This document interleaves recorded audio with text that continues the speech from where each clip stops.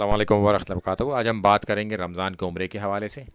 اکثر آپ نے دیکھا ہوگا کہ لوگ رمضان میں عمرہ کرنا جاتے ہیں، اور حرم میں حج کے علاوہ جو سب سے زیادہ بھیڑ ہوتی ہے، رش ہوتا ہے، وہ رمضان میں ہی ہوتا ہے۔ چونکہ رمضان کے عمرے کی کچھ فضیلت ہے، اور فضیلت بھی ایسی ہے جو حیران کن ہے۔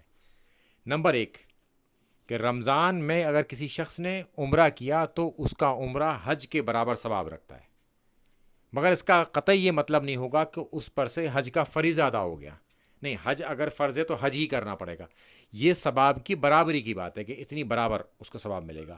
اور دوسری فضیلت جو کہ بہت خاص ہے، کہ کسی شخص نے رمضان میں اگر عمرہ کیا تو وہ شخص ایسا ہے جیسے کہ اس نے اللہ کے رسول صلی اللہ علیہ وسلم کے ساتھ حج کیا۔ تو اگر کسی کے پاس وسعت ہو، پیسہ ہو، تو وہ رمضان میں عمرہ ضرور کرے اور موقع ہو، کیونکہ وہ ایسے لوگوں میں شمار ہو جائے گا جن لوگوں نے اللہ کے رسول صلی اللہ علیہ وسلم کے ساتھ حج کیا ہو۔ یہ بہت بڑی فضیلت اور اہمیت ہے اس کی۔ السلام علیکم ورحمۃ اللہ وبرکاتہ۔